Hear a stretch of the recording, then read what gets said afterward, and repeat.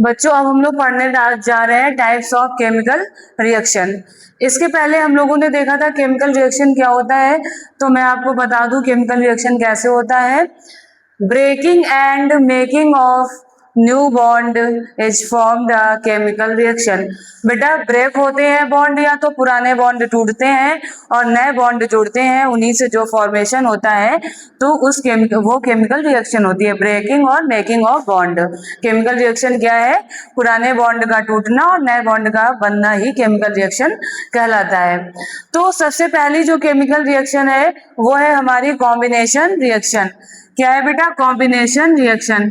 इसके नाम से ही हमको पता चल रहा है कॉम्बिनेशन किसी चीज को जोड़ करके बनाया जा रहा होगा, किसी चीज के कंबाइन करने से बनाया जा रहा होगा, तो वो हमारी क्या कहलाती है? कॉम्बिनेशन रिएक्शन कहलाती है।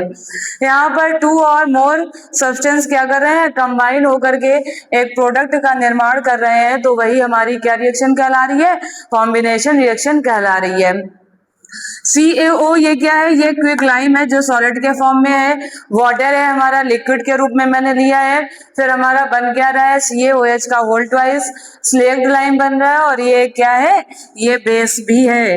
ये क्या है? ये बेस है। ठीक है, तो ये CaOH का होल ट्वाइस बन रहा है और हीट इवॉल्व। यहाँ पर जो सबसे मोस्ट इंपॉर्टेंट टर्म है हीट, हम लोग इसके बारे में पढ़ते हैं। कॉम्बिनेशन रिएक्शन तो मैंने पढ़ ली, टू और उससे भी ज्यादा सब्सटेंस जब कंबाइन करते हैं तो एक न्यू सब्सटेंस बनता है, उसी रिएक्शन को हम लोग कॉम्बिनेशन रिएक्शन बोलते हैं। इसका मैंने एक एग्जांपल भी ले लिया। अब यहाँ पर बच्चों हीट रिलीज हो रही है, तो इसका मतलब क्या है? तो इसमें दो प्रोसेस आते हैं बेटा, एक एक्सोथर्मिक होता है, एक एंडोथर्मिक होता है। तो एक्सोथर्मिक प्रोसेस क्या होता है? जब कोई भी रिएक्शन हो रही हो उस दौरान जब प्रोडक्ट बन रहा हो तो उसके साथ हीट भी रिलीज हो या एनर्जी भी रिलीज हो, तो हम उस रिएक्शन को क्या बोलने लगते हैं? एक्सोथर्मिक रिएक्शन बोलने लगते हैं। तो बच्चों कॉम्बिनेशन जो रिएक्शन है वो एक्सोथर्मिक रिएक्शन भी होती है।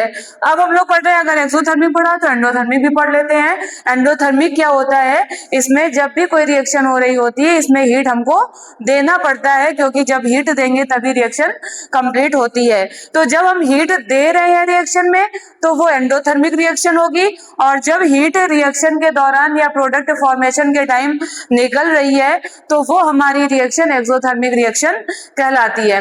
अब हम लोग कॉम्बिनेशन रिएक्शन के और भी एग्जांपल देख लेते हैं। जैसे क्या है? Burning of coal.